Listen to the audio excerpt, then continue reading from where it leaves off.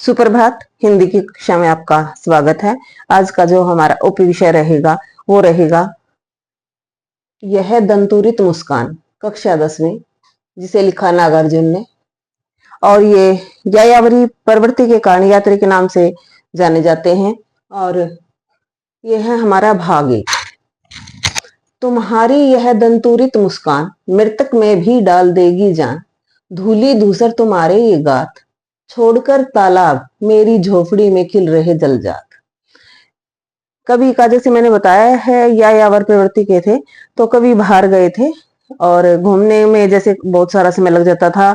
और आज का तो वही डिजिटल समय है, तो फोन से या किसी भी तरीके से हमारी बातचीत हो जाती है, लेकिन उस समय में ऐसा नहीं था।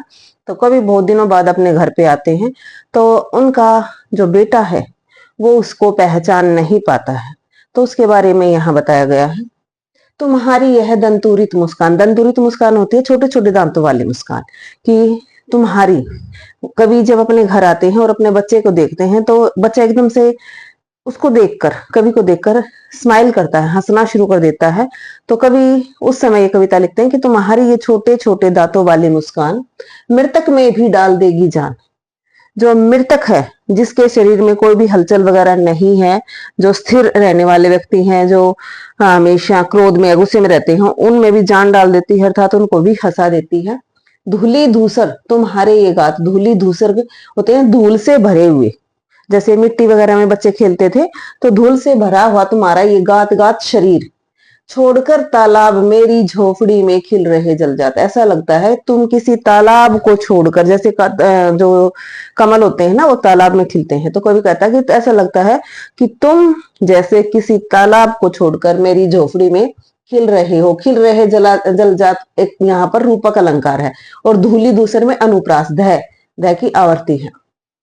परस पाकर तुम्हारा ही प्राण, कि तुम्हारा स्पर्श पाकर ही, तुम्हें छूकर ही पिघलकर जल बन गया होगा कठिन पाषाण। जो कठोर से कठोर हृदय वाला व्यक्ति भी है, वो भी तुम्हारे मुस्कान को देखकर, तुम्हारे स्पर्श को देखकर एकदम से नम्र या बहुत ही कोमल हृदय वाला बन जाता है। छू गया तुझसे कि झरने लगे शेफालिका के फूल, के जो भी तुमसे छू गया तो ऐसा लगता है कि शेफालिका के फूल होते हैं कि वो झरने शुरू हो गए हैं, अर्थात चारों तरफ खुशी आ जाती है। बांस था कि बबूल, बांस हो या बबूल हो, जहां पर फूल नहीं लगते वहां पर भी फूल आ जाते हैं। इसका मतलब यही है कि जो कठोर हृदय वाले व्यक्ति भी छोटे बच्चे की मुस्कान को देखकर नम्र हो जाते हैं और उनके हृदय में भी कोमलता आ जाती है। तुम मुझे पाए नहीं पहचान, क्वेश्चन करते हैं कभी, पूछते हैं क्या तुम मुझे पहचान नहीं पाए? देखते ही रहोगे अनिमेष, अनिमेष का मतलब बिना पलक झपकाए, क्या तुम ऐसे ही मुझे देखते रहोगे? छोटे बच्चे ने एकदम से उनको देखा और ऐसे ही देखता रह गया। तो कभी उनसे पूछा क्या तुम मुझे पहचान नहीं पाए और मुझे एकदम एक टक ऐसे ही देखते रहोगे? थक गए हो, क्वेश्चन है फिर भी, थक गए हो? आंख लूं मैं फिर, मतलब मैं अपनी आंखें तुम्हारे ऊपर से हटा लूं, फेर लूं अपनी आंखों को? क्या हुआ यदि हो सके परिचित न पहली बार, फिर क्वेश्चन मार्क है कि क्या हुआ जो तुम मुझे पहली नजर में, पहली बार जब हम मिले हैं, पहचान नहीं पाए।